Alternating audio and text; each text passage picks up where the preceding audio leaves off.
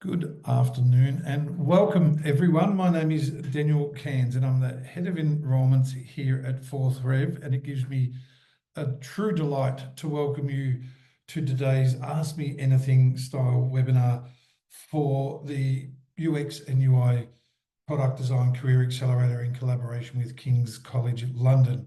I love hosting these events, especially our AMA series, because we introduce such special guests that have gone through what you are considering and have achieved amazing outcomes as a result of that. It's my first one of the year, so I probably feel a little bit rusty, although I've hosted a few of these. But this event is always about you as well, and the questions that you ask are so critical for us to get to an answer for your benefit. So a little bit of housekeeping just before I give an overview and then introduce our special guest. If you would like to ask any questions of myself or our special guest today, please use the Q&A function down below. The chat function would be awesome for you to engage with in terms of maybe even where you're from, or Sam in the background will certainly be posting some very valuable links and items in there for your benefit as well. So questions in the Q&A, comments or assets will be placed in the chat function as well. This session is obviously being recorded and you'll get a copy of the recording following as well. But just a reminder, this is about you, so ask as many questions as you deem relevant, and I'll even stick around for a little bit afterwards if there's an overflow to take on. The Career Accelerator model is unique in the education landscape because it first starts with us designing content in true collaboration with industry, and in this case, obviously, with the best of academic underpinnings with King's. The resultant outcome is this 6-month online, extremely practical career accelerator that encompasses 3 courses and 1 live industry-facing project at the end that I'll come to in a moment. Course 1 is Understanding Users. That runs for 6 weeks, and then there's a week's break. Course 2, Designing for User Needs. Again, a 6-week course. And then lastly, User-Centered Optimization. Before then you apply your learning, and there's no exams, I must admit. I must inform you along the way. Instead, what you get to do is develop a portfolio of evidence through the submissions of your assignments and presentations and projects that help you build a portfolio to enable you to either commence your career by presenting that to employers, giving you a better chance of being employed, change careers, which is our most common learner demographic, those seeking to change from a related career, an unrelated profession into UX, UI design and product design, or those already in the field looking to advance their existing career in the discipline as well. So no exams, you'll build a portfolio, and then you'll participate in a really exciting industry project at the end. So to frame that very quickly for you, yourself along with 4 or 5 other learners will be put together in a team, and you'll meet with one of our employer partners, the likes of Sky, for example. We've worked with DocuSign and many, many others. Creative Navy, one of the top 10 UX agencies in the world. They'll present you a real UX-related challenge. And as a team, through the application of learning from those first 3 courses, you'll work together to come up with innovative and tangible solutions to that scenario, presenting your recommendations back to the client, if I can call them that, in a consultancy style presentation at the end. The benefit of that is numerous. It's, as I already said, it's practical application of learning, which enables a much deeper resonance as to how your work works in the real world. It is also brilliant for networking with leaders of industry globally, but more deeply with your peers as well. And lastly, when you are going for your dream role and you ask that question, well, what experience do you have? It is a much more valuable representation and demonstration of your value to a prospective employer than citing an exam result or a high distinction could ever be. To develop a portfolio and then demonstrate how that was used in industry on a real challenge. And the challenges that they come up with are quite amazing. We'll ask our guest about his experience in that shortly. But I know, for example, the upcoming one with Sky Glass has an amazing opportunity to increase engagement with with accessibility within their product for those that may be suffering disability and things like that. So it's an amazing opportunity to look at the end-to-end process, but also the practical application of learning with an employer such as that. The entry criteria is based surrounding having completed a bachelor degree previously or having a relevant amount of experience. The best thing that you can do, though, if you're not sure, is speak with your enrolment advisor, because we want to remove barriers for you to apply a successful or submit a successful application. So they'll have a one-on-one chat with you and ask firstly what it is that you're striving to achieve, and have a really open and honest conversation about you and what's best for yourself as well. The application process, therefore, is quite straightforward. It's uploading your transcripts, your identification, and a one-page personal statement as well. The next intake commences on the 10th of February. We do limit our numbers that we can take on for a number of reasons, chiefly being the career coaching that I'll touch on in a moment, but also the fact that if we opened it up for huge amounts of enrollees across the globe, it would dictate that we would need to have teams of, 15 or 20 learners on a project team, and therefore dilute your roles and responsibilities within that project. And that wouldn't be as much of an advantage to yourself. The fees are £5,999 that include VAT. And there are a number of ways to either reduce that or spread that out. So you do get a £500 fee reduction if you do make the payment in full upfront. Or we have 6-month payment plans with no fees and no interest associated with them. Lastly, if you need to spread the payments out longer, you can speak with your enrolment advisor about an extended payment option, such as a 24-month plan with our finance partner in StepX. Lastly, before I introduce our guest, there is an amazing opportunity to look at the way that this education is formed in what we call a quadrant of learning. There's obviously the technical side of UX, UI and product design that forms the majority of the learning, but there's also the business application of that. It's very heavily focused towards the business application.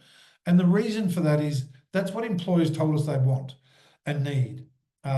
There's also your personal growth aside from your employability, and how we assist you with employability is in numerous ways, but chiefly through a very structured and executive style career coaching program that is embedded and included in the cost. What that means is you'll be assigned a very experienced career coach. They will meet with you one-on-one monthly throughout the program. And we do have an offer for those attending to extend that, but you'll meet with your career coach and they'll go through ways in which to not only highlight your new skills for employment outcome, but so many of you will also have transferable skills that are highly valued by employers as well. So encapsulating strategies and techniques, enabling that to shine, along with the traditional resume layout, LinkedIn profiles, interview techniques, and all those sorts of things that make up the coaching program are included as well. So a couple of things to do either during or post the webinar, chiefly to book a call or to apply, and we'll certainly, and Sam's already put the book a call in there as well. So you'll have a great chat with one of the friendly enrolment advisors. However, that's a quick overview, and I'll stick around and answer any program-specific questions you may have or application-specific questions you may have. But now it does give me great pleasure to welcome our guest today, who has been in your situation, considering his study options previously. And thankfully, for both his sake and yours today, to hear the story of how he chose this one and the impact that it's had. It gives me great pleasure to welcome Rizal today to this webinar. Welcome, Rizal. Hi, Daniel. Thank you so much for the grand welcome. My absolute pleasure. I don't think I could do it as much justice as what you may be able to do in giving the audience a little bit of an overview of your background and what you do now. Yeah, sure. So my name is Rizal. I was just in your shoes just last year, I think. Yeah, actually, yeah, just last year. I was also attending an AMA session, just like you all. My background is really in psychology and neuroscience. I was working in site company for about 3 or 4 years before deciding to really get into the UX design things a bit. And now I'm actually a co-founder for a game development company and leading the game UX design there. That is such a journey in when I say a relatively short space of time, did you ever think just over 12 months or 12 months ago that that would be what you're doing now after enrolling in the No, program? not at all. Yeah. I can't wait to dive a little deeper into that. But let's I guess start at where you mentioned you were this time last year. You were considering your options. What was it that I guess attracted you to this program more so than others that are available? Yeah, I think what made this program kind of stand out to me more so than others is that, just like what you mentioned earlier, there's obviously the learning about the technical skills that we need. But what really attracted me was the module 3 or 4, I think the last module where you actually work with someone who's already in the industry to solve a real world problem. For us, my cohort, it was like we were working with Creative Navy and we were working on like this hospital booking app. I felt like that really stood out compared to a lot of my previous learnings where it's all very theory based, right? You don't really get your hands to really work on a project, especially with other people until like you're in the working world, until you actually have to apply it. Which by that time it's kind of too late because they kind of expect you to have those skills already. Yeah, that's interesting. And Dennis, the CEO of Creative Navy, is such a huge advocate for the program and its content. How did that work? You met with them, they gave you a project brief, I assume, and then you online with students from different parts of possibly the world. You've gone through as a project team to deliver an outcome. How did that work logistically? Logistically, I guess that's a very interesting question because logistically, yes, they did give us a project brief, and we were assigned someone to sort of one of our mentors to actually just make sure that we're going along the project well enough. So every week we'd have a checkpoint, we'd be working in groups. So that's also a very, very interesting point. I think for me, especially because I was transitioning careers, right? I think actually working with other people on a UX design specific course, yeah, a project, sorry, is very, very different than the previous kind of work that I have done. So that was also very interesting.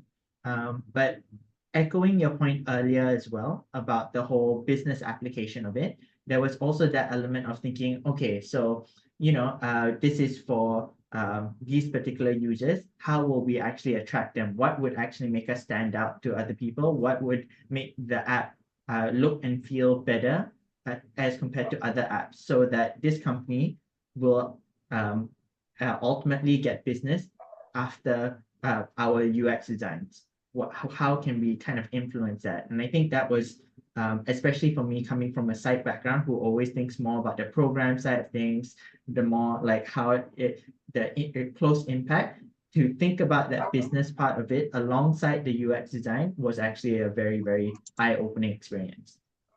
It's underrated, isn't it? Because I mean, the challenge that people also face, when I say people, learners, but also educational institutions, is the pace of change is Mhm. often, of industry is often much faster than the pace of change of academia. Um, Mhm. and that's always a challenge for learning institutes to keep up with. I'll touch on shortly as to how we keep up with AI, for example, the AI Mhm. learning track that is now embedded within the program as well. But how practical did you find the learning? I mentioned earlier it was there were no exams and things like that. How practical did you? Mhm. I felt like it was the type of learning which was incredibly practical for me. So I think maybe I'll share just a little bit what I was doing whilst I was doing the program as well to really, really get myself understanding UX. I talked about this with the career coach as well to kind of form this kind of strategy, but I was actually freelancing. I was doing freelance projects for UX design, and I was kind of concurrently doing it. Like, for example, when we were doing user research, I would post up like job opportunities about like user research, and I'll try to do that alongside the course, right? And I found that to be honestly a really, really good way to really embed everything that I learned straight into a real life application. And also, yeah, this is also kudos to the program. Everything that I learned in the program was very much very useful straight away into the business world. Into any of the freelance gigs that I did, it was immediately useful. That's such good advice to supplement your studies. I mean, look, many of us are working full time when we study, looking to transition. In fact, what I might do is just ask the audience, aside from popping your questions in the Q&A, and there's a great question already in there, feel free to pop some more in there. But in the chat function, can you just let us know, with one word, are you looking to commence, change, or advance? Are you looking to commence your career, change your career, or advance your existing career? Because it might help us tailor some of what we do. But regardless, I think it's also such good advice that you just gave about supplementing it with practical and real experience. We give as much as we can, obviously, with the industry project. But sometimes I've given advice, and the career coaches will be testament to this too, that we've seen amazing outcomes from people that have done things like volunteering in a field.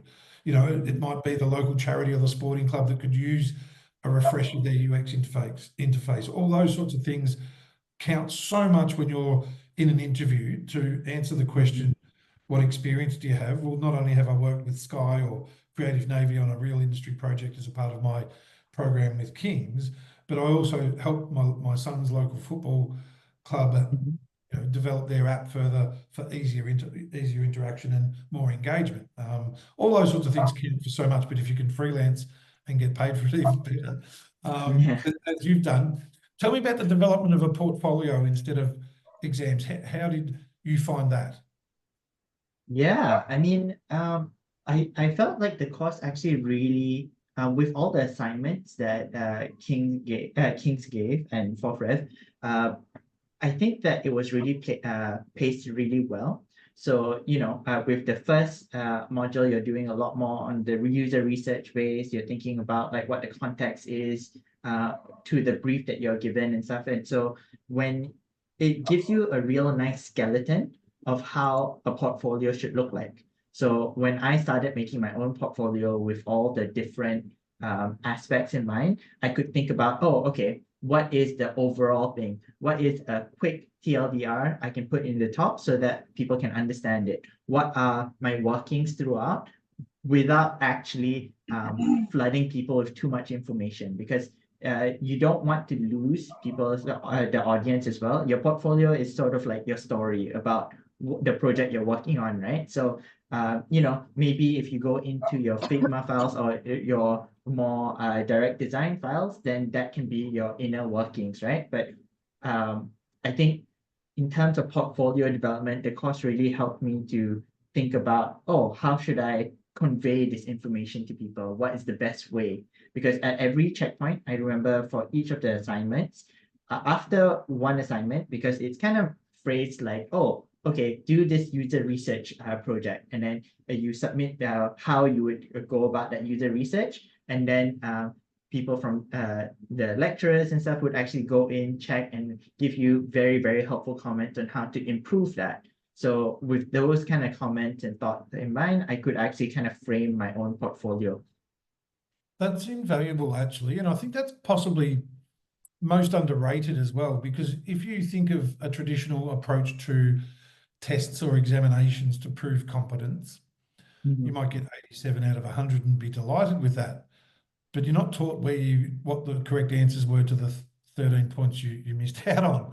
And that you've demonstrated what you know and what you don't know, but they don't reteach you or go back over what you demonstrated you didn't know. Whereas getting that feedback from a facilitator who's an industry-based expert and others is going to help embed that learning even deeper, isn't it?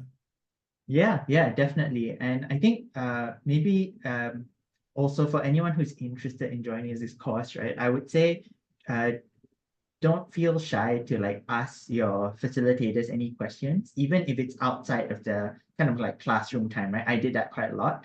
I would even sometimes a couple of the facilitators, I would reach out and say, hey, I'm actually working on this freelance project, or I'm actually developing this portfolio. Do you mind if we have like maybe a 15-minute chat about it? And then most of the facilitators, they're more than happy to help you out with that. And they'll be like, okay, sure, I can jump on a call at this time and we can have a look and see what's going on. Love it. Have you got an example of your portfolio that you can share quickly? Yes, I yes, I think the do audience would actually. be interested in that. Yeah. So it's a funny story. I was telling Daniel just before this call that my portfolio kind of exploded a little bit because of some of the issues here. So this is just kind of like a simple editor version because they didn't allow me to make everything public, like free versions of this. But anyway, don't worry about that too much. So I'm going to go through an example, and this one was actually a project that I did for an Irish client. They were actually kind of exploring this whole idea of like making a kind of platform for gamers to be able to connect with like-minded gamers. So this is just a project, and then over here, as you can see, I created the about the project. I went into understand. So a lot of UX design, I think when people think of UX design, they think about like all the graphic design work behind it, or how do you make it visually appealing. But a lot of it is actually a lot of user research. And that's kind of like from my previous background of psychology, that's kind of where I shined. So I did this whole user research thing based off the gaming convention in Dublin. Sorry, Dan, you had a question? No, I'm enthralled, and I'm looking at my screen on this side. Yeah. A bit about what you've produced there. It looks amazing. Yeah, so user research is a key part of UX design because you kind of want to figure out what is it that people actually want and what is it that people actually need. And then after that, you kind of can explore. Obviously, this is very, very important as well, doing the whole competitor analysis, figuring out what is already there in the market and what are some of the weaknesses and strengths of that, right? And not to say, copy and paste anything that people do, obviously not. You kind of want to be able to make it take the good things and not replicate the bad things. You want to be able to amplify all the strengths whilst at the same time trying to actually elevate and think about what are the users actually wanting and what do they find beneficial. Then you go into the design, right? And I think one of the very underrated things about design, okay, I will openly admit I'm not a great artist. I'm not like a huge graphic designer and everything. Having said that, anyone, and I mean really anyone, can create low fidelity mockup. So if you look at this image, you can kind of see like it's not great. It's just a pen and paper idea. But even with a low fidelity mockup like this, you can actually bring it to employers and say, hey, this is kind of the idea and the flow that I was thinking that the app could go. What do you think? And then it provides you a very, very quick time frame to be able to get feedback really, really quick, which again, they teach you about this in the course quite a bit, this whole agile methodology. But again, this whole idea of fast reiterations and fast thought process. Yeah, and then obviously we can go through the style guide, the fonts, the colors that you use, and then eventually you get into this whole flow of things where it's more than a mock-up, it's slightly bigger here, where you can actually see from this kind of low fidelity mock-up here, is kind of a lot more clean and it's a lot nicer to look at. And you can see the actual designs, the different pages that you design. And yeah, of course, with any portfolio, you always want to leave it with like some key takeaways and possible future iterations, because one thing to keep in mind is that, and this is something to for everyone to think about, right? Any product that you launch or you design, that it's not the final one. It's always, I think a useful thing to keep in mind is that everything is always a work in progress.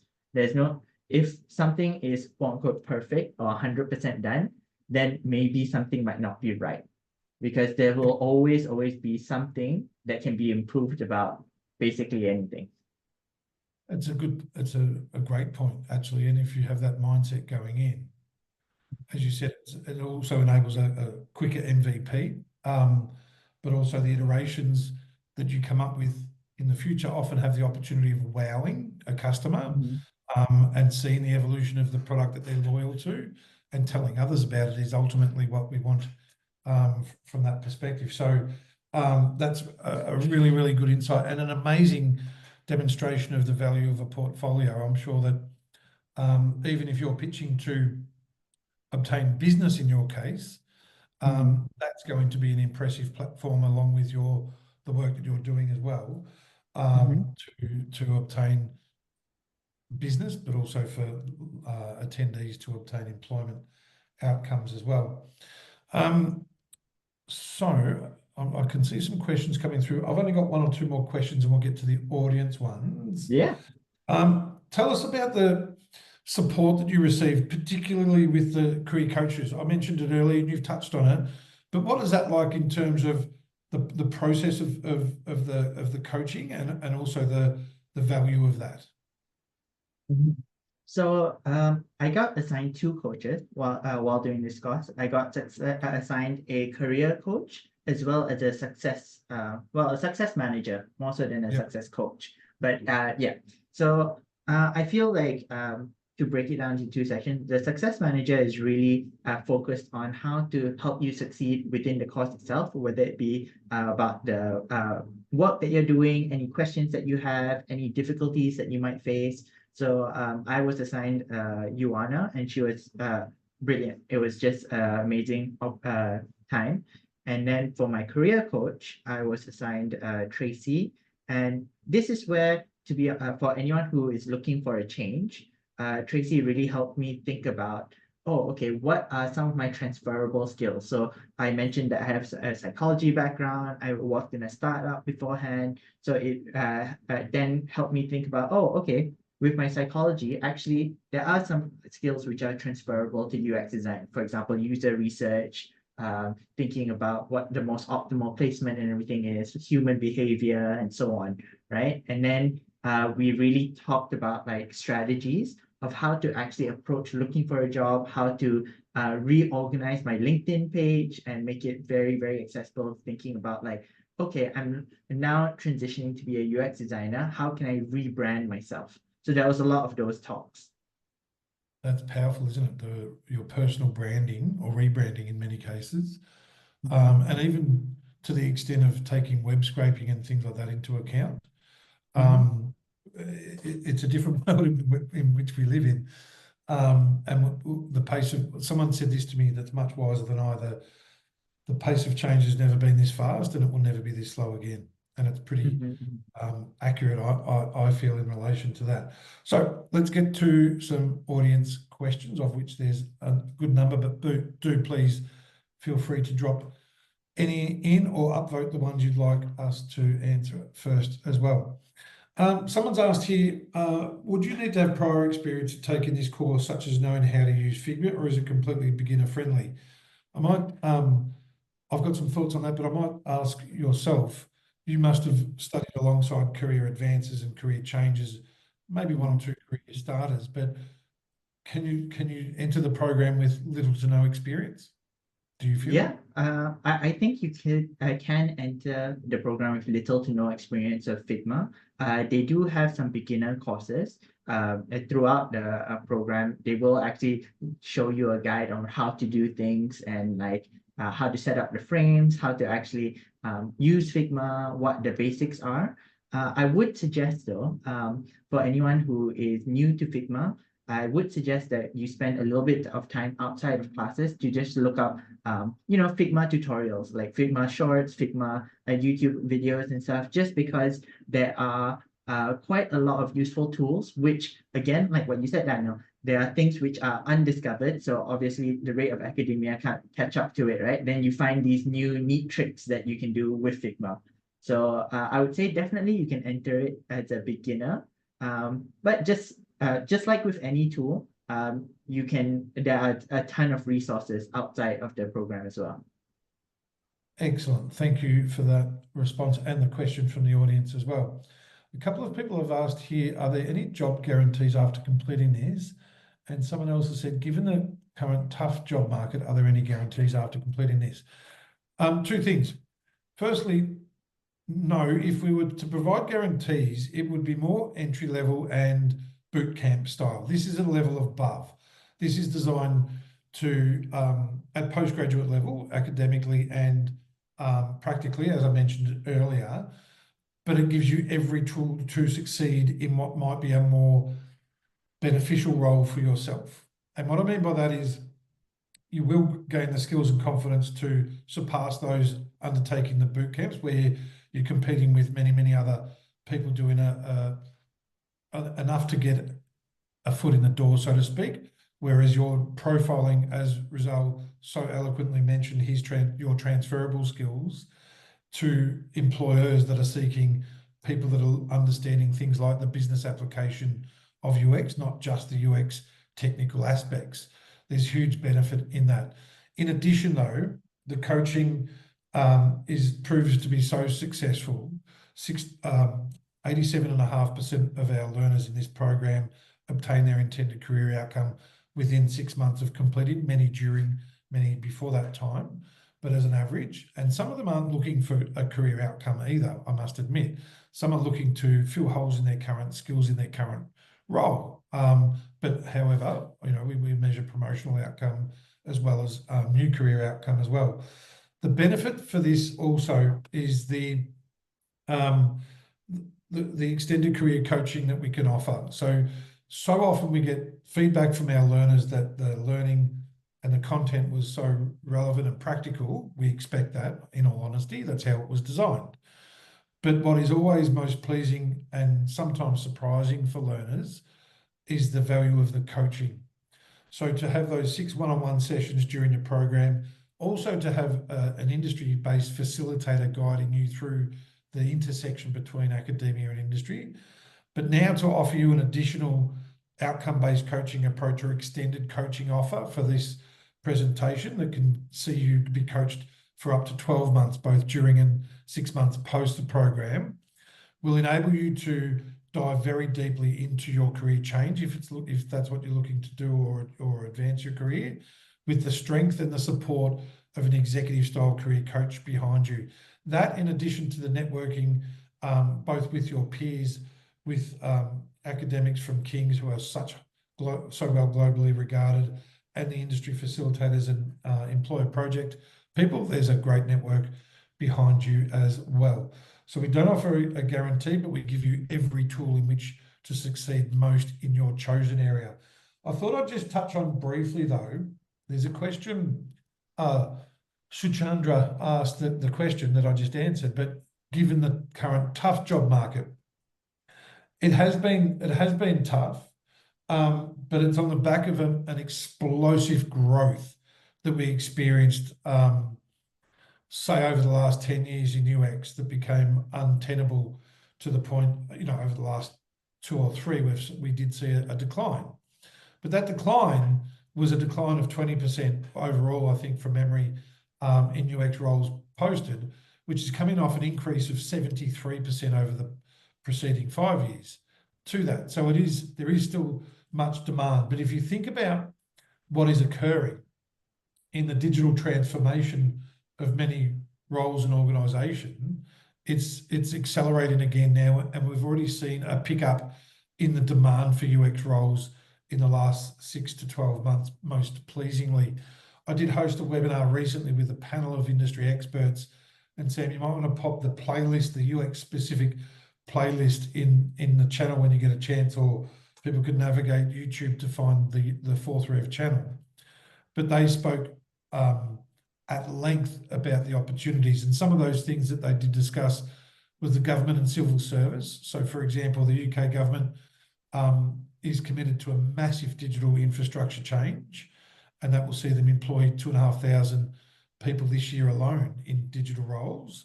The finance sector is the same. There's massive organisations that are going still through significant digital transformation, and organisations such as NatWest, for example, have allocated billion to that since 2022 and still going. And the medical sector. Creative Navy especially, you worked on a project specific to the medical sector, but the Internet of Things, of medical things especially, is a huge opportunity. So there are numerous sectors that you can look at strategically that are booming for this discipline, and other areas that your career coach will also guide you towards looking at trends and things like, getting ahead of the curve. What I mean by that is you may find that there's what's a good example?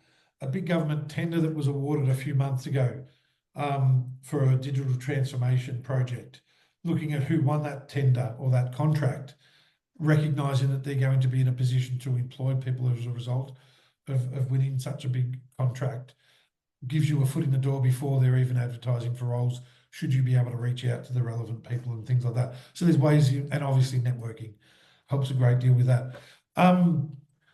So Anonymous has also asked, what kind of career support does the course offer and help students secure roles post-completing? There's an additional 6 months of career coaching available to you, along with networking and along with invites back to, for example, the AI Career Tracker workshops. Did you have them in the program whilst you were studying, Rizal?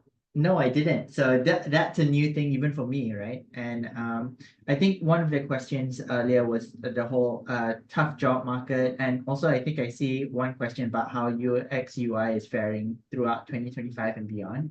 And I think one of the things to think about, especially in this space, is that yes, obviously, generative AI, there are some strengths and weaknesses to that, and that is kind of the way that the world is moving towards.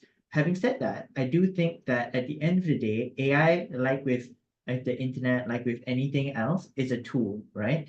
And all it means is that we can actually use those tools to do a better job at what we already do anyway.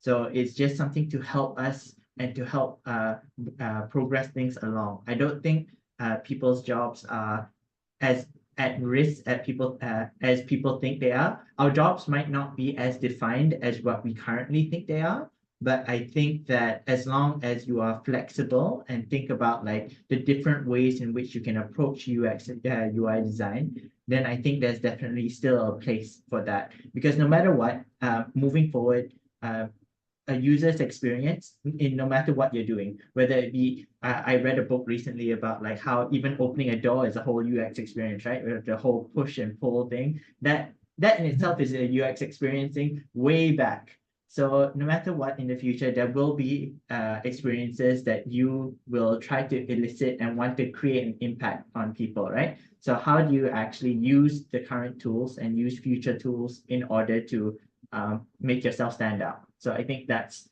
to answer both questions, I guess. You've done a great job of that, and I completely agree. We've hosted specific webinars on that topic, AI in UX, UI, and product design. And you're right, it is going to enable people to provide more value for the businesses or their own business through enhancing productivity. So I'm old enough, as you can tell by the color of my hair, and you'll hear me say this in many webinars. I'm very self-deprecating. I'm old enough to remember the introduction of the Microsoft Office, and when I was at primary school, there were no computers, but I remember in grade 6 we got our first one.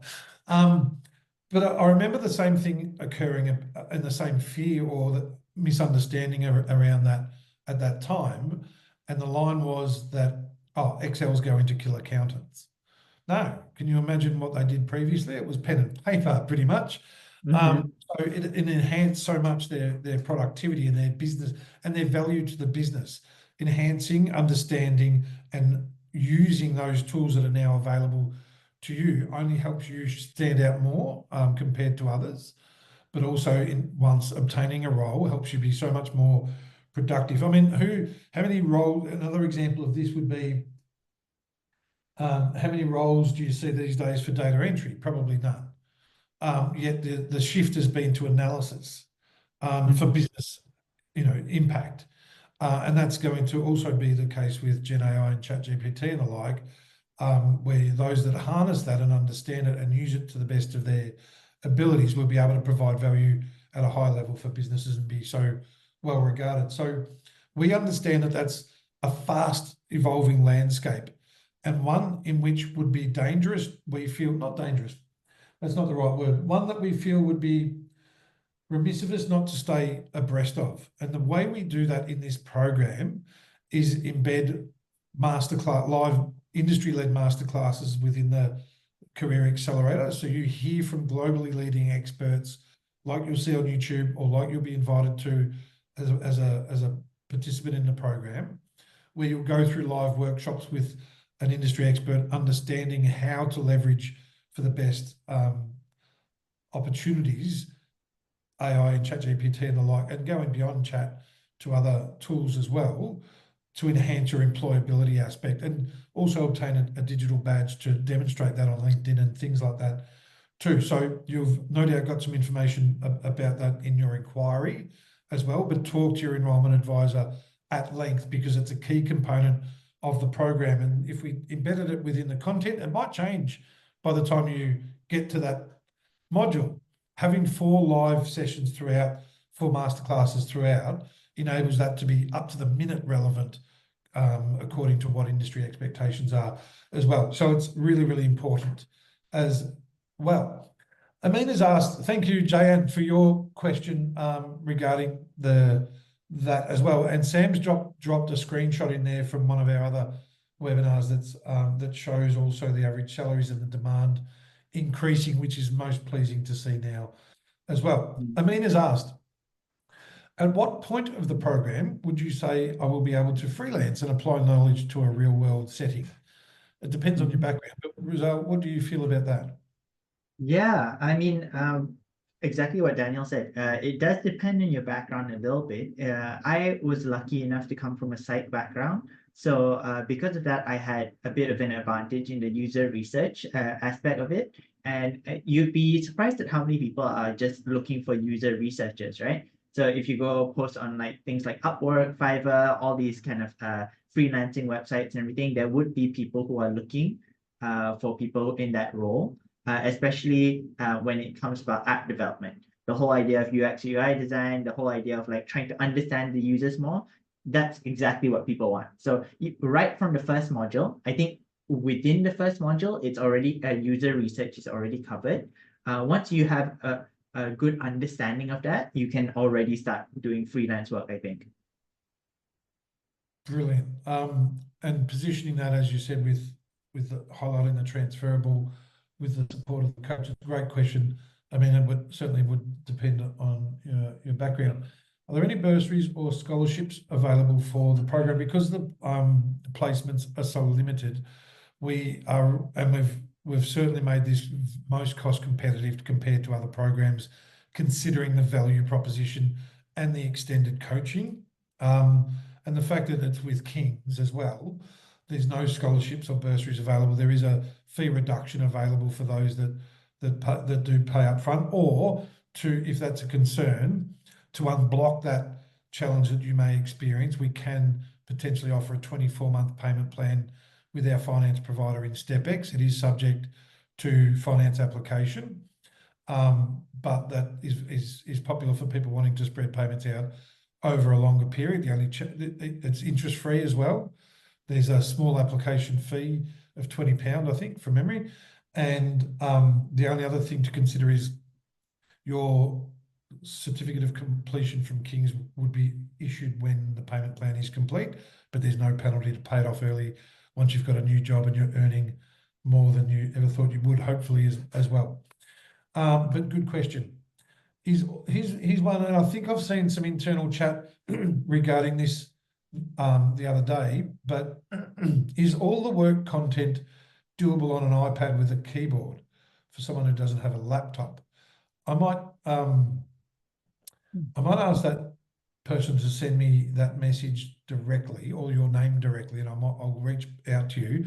But Rizal, do you think that is possible from your technical expertise? I think it is possible. The only thing I am unsure about, to be very honest with you, is the Figma capability. I know there is a Figma app, and you will be using Figma quite a lot. It's just the standard for UX. So because I use my laptop a lot for UX design and everything, I think it should be okay. But there was a couple of times I tried to access it using like my tablet or my phone, and it was a bit finicky. So I think that is something that you'll have to look into. But other than that, I think the content with the course content and everything is completely fine. It's just more the Figma capabilities that I'm unsure of. Maybe they've updated their app. Maybe it's more usable now. Sorry, can't answer too well. Yeah, I think to sum it up, and thank you for jotting that down. We'll be in touch. And I think I saw someone asking that question internally to come back to you on as well. I think you don't want to limit your opportunity either and not get the full return on your investment either. My recommendation would be to, I was going to say big borrow and steal, that's not right. It would be to loan one if you're in a position to loan one off someone, go on marketplace and get something really, really cheap. It doesn't need to be a whiz bang laptop, but it just needs to be able to cope with the internet speeds that you need really. And I mean, not much more. I'm sure there's a minimum requirement, but I just wouldn't want you to miss out on anything or find it frustrating that you can't do an aspect of it and therefore not get the full investment that you're making in yourself by not having the right equipment. I'm sure it can do probably 90% of it, but to be safe, my recommendation is to find a way to get something that might enable you to get 100% of the functionality. Here we go, some more questions. I'm conscious of time, and I've got the second one here. I'm going to ask about the structure of a week. But let's get to you, Rizal, about what inspired you to co-found 1+1 Studios and how did your experiences at King's influence this decision? Could you also please describe how UX design principles are applied in the game development process at 1+1 Studios? What a brilliant question, and I'm looking forward to this, Rizal. Thank you. All right. Wow. Okay. I hope that I have enough time to answer this. So, what inspired me to co-found 1+1 Studios? Well, I've always wanted. So, even when I transitioned and thought about UX design, I've always wanted to get into the game industry. So, I was doing a lot of game projects. Even the portfolio that I showcased, that was more about like how gamers connect and communicate with one another. Right. I kind of wanted to get a foot in the door there. So what ultimately pushed me to co-found 1+1 Studios is actually thinking about the experiences that I've had and also a little bit of the career coaching that I had with Kings, as well as, life experiences that happened at that moment. So how do I sum this up? But okay, essentially, I wanted to co-found 1+1 Studios because I wanted to be able to play games with my partner who she isn't really a gamer and she hasn't really played games before. And I wanted to create a platform and create games that would actually allow me, who has played games all his life, to actually play with someone who has not actually played the games at all. Hence why it's called 1+1 Studios. Of course, King's influenced me in this decision as well, especially the career coaching. Especially when I was thinking about all the transferable skills that I've had. I've worked in startups, I've worked in psychology, I've worked in UX at this point already. So combining all those three, I decided, you know what? Me and my co-founder decided to start this gaming company. The second part of that question was, could you also please describe how, okay, so UX design principles in games are actually very, very important. It's very similar to how apps work. It's very similar to how like even a Zoom, right? The fact that the Zoom has a question and answer feature, that's a whole UX experience. So when you're thinking about designing a game, you're thinking about, okay, where should I place even the settings button? Where should I place the cards? How do I want the players to feel? What is the emotion that they want to feel? And how do I get them there? that's the whole user journey and user story about it, right? Like even if I can share a screenshot, I guess, of the game that we're doing. Let me see. Okay. So these are kind of low fidelity drafts, so I don't mind sharing this for now. But for example, this kind of game, right? Like it's going to be a card game. So how do I, even when thinking of this low fidelity draft, okay, if the cards are going to be here, where's the description? How am I going to have the questions? What's going to happen after? Is this really how I want it to be? These are kind of just low fidelity kind of things, but even this kind of figuring out, okay, what's going to happen here? What's happening here? What should be this case? What am I trying to portray to the audience? What should happen here? And it can, the great thing about UX design is it can be scribbles, it can be low fidelity, it can be something to get your thoughts flowing before you actually commit to an idea. You can just like simply even with an idea you've already done, it can be simply something like, oh, what if I don't like this? Let me try and cover it up. And it's like, does that look okay? Does that not? Does this look weird hanging around here? How would the users actually feel? So yeah, I mean that's a little bit of how it affects in games, but honestly, there's so much to it. Excellent. That's a great question and a great demonstration. It's the centerpiece of your work that you're doing with your business. So we've got some more questions and not much time. So, did you work full time while studying? Roughly how many hours a week? Did you study for the same amount of time for the rest of the weeks? It is flexible in the sense that it's designed to fit in with you more so than you fit in with university, being that it's asynchronous with then a synchronous component. So can you just tell us, there's a live session each week, and then how many hours a week roughly did you commit to study outside of your work? Yeah, so outside of my work, I would say, very honestly, I probably did about 2 hours a day. Sometimes when there are assignments or things, I would maybe pump more hours during the weekends. The weekends, maybe I'll pump 4 to 5 hours. But generally, I'll try to do 2 hours a day. And the reason for that being as well is that um, the course does there are moments in the course where there's uh suddenly a lot of information, and then there are moments where there's like less information, right, for you to digest the whole issue, the whole week and so on. So I would say try to be disciplined and do maybe 1 to 2 hours a day, just a daily routine, so that it doesn't pile up. Because I think one of my one even for me, right, there was a couple of weeks or 1 week in particular where I just let it pile up all the way to the end, and then I was like, wow, there's a lot to cover in this one day. So yeah, I mean, if you can, I would suggest doing 1 to 2 hours a day. Even just 1 hour a day would be sufficient. I did two so that I could like fully digest the content as well. Yeah, and that's a really, really good overview. And it's, as I said, flexible because of the online nature, that you could do it if you're an early bird before work, or if you get home and see the kids and put them to bed and then do some study, you can just do it on the weekends. It's completely up to Yeah. yourself. There is a live component each week with the industry-based facilitator. Those are recorded. Sorry, they're live, but if you can't attend live because it's your birthday or whatever and you're out for dinner, they are recorded and you can catch them up later. So that blend of synchronous and asynchronous is key as well. A couple more quick ones. Do UK residents have to pay VAT on the course? It is included in the course fees for UK residents. Thank you kindly. And Ben's asked, does the course touch on VR metaverse engagement, growing sector in architecture, construction?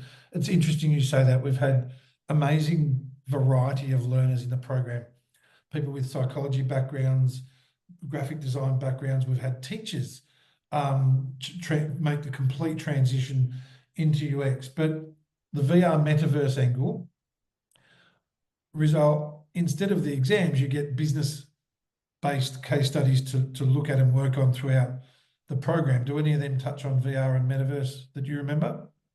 For my particular cohort, no. I don't know if the course has changed since then because I know they are including AI now. But when I was in, no, not the VR metaverse. It's kind of talked about, touched upon, but not a course in itself. There is many of the basics and principles that align Yeah. across technology, even more so in metaverse especially. But thank you, Ben. It should be, though, that you're building the skills to enable your application of learning to what it is that you're most interested in as well, alongside the case studies that you do and submit the presentations for to develop your portfolio as well. Is it possible to have two separate careers whilst doing this course? Like if planning, for example, you currently work in IT, but want to learn new skills in UX, but stick to working in IT, then absolutely. I think 70% of our learners are doing that. Rizal did that. So working in a different sector, highlighting your transferable skills while developing the new skills in UX, UI, product design is the most common thing that people do. So great question. Absolutely is the answer. Did you study for the same amount of time during the rest weeks? Oh, so the rest weeks, so the reflection weeks, Rizal, Mm, how valuable yeah. are they taking a breath and refreshing? Oh, honestly, okay, rest weeks or reflection weeks, right? Fair enough. I did not study during those periods of time. I kind of just, but you kind of, for me, it was actually really, really nice to have a breather, because it is a very, very accelerated course. So you are thrown information, you are constantly doing something every week, whether it be working on your assignment, whether it be studying or looking up different trends, different ways to be use Figma, different tools. You're constantly doing that. So having that 1 week of just rest is also quite nice. Exactly. And it's designed that way because we understand and have empathy. For people to go 6 months, 15 hours a week on top of work and other life Mhm. commitments is often too much. Having that breather in between, enables that just moment of reflection to let, again, learning sink in, to take on the feedback that you may have received, but also spend time with those that you love or do whatever it is that you enables you to refresh. So, rounding off, a couple of things. It is a commitment, as Rizal has outlined and we've demonstrated, and that commitment is highly valuable for your career. But it's also important, I think, to engage those around you with this decision that you're embarking on. You've made an amazing commitment to yourself to attend today and even inquire originally. So tick for you. Now it's about taking some form of action to understand if it is for you, be that submitting your application, be that booking a time with your enrolment advisor to have a really open and honest discussion, and they'll ask you questions around you more so than giving you so much of an overview of the Mhm. program, because that's what's most important. They've got empathy for you making a life decision. But if you have family, if you have colleagues or friends, mention it to them. I'm applying to King's. I'd be so excited to get into such a prestigious university, but it's going to mean that I can't always go out, out for drinks on a Friday night with the girls because I might have assignments due. With the kids, mum or dad's chosen to study for the betterment of my career and therefore the betterment of the family. It does mean that Sundays afternoons are going to be my study time. Please, support me in that and don't ask me for lifts to the shops or whatever on Sunday afternoons. Engaging those around you in your decision and seeing their pride in you being accepted, I think, is a really powerful thing, and especially if you've got loved ones, it's an amazing um, example to set as well. So do that, but take action is the next step. Um, Book a time with your enrolment advisor, submit your application, and start off 2025 in the most possible way, in the most positive way possible. Result, though, thank you. I've thoroughly enjoyed learning from you today, and seeing the results of your not only hard work, but the commitment that you made at this point in time to yourself last year. And now that you've got a thriving business, and who knows where it is, I love the fact that your business was developed through a romance. I think that is such Yeah. a powerful story to tell. Romance enabled an entrepreneurial outcome. I just think that's such a powerful story, but more so the impact you've had on everyone and myself today is immeasurable. I really do appreciate your time. We can't wait to celebrate your further success. It was my pleasure, and thank you so much for having me. And for everyone who is like just watching this, I hope that I help you guys make a decision, whether it be to do the program or not. I hope I was helpful to you guys. You certainly were for all of us, I feel, and I think applause also for everyone that has attended, because you've made a commitment to yourself to find out what's right for you. Thank you all. Take that next step. As I mentioned, we're here to support you at Fourth Rev, and we look forward to welcoming, supporting, and like we've done with Rizal today, celebrating your success as a graduate of the Career Accelerator. Have a fantastic day. Thanks, everyone.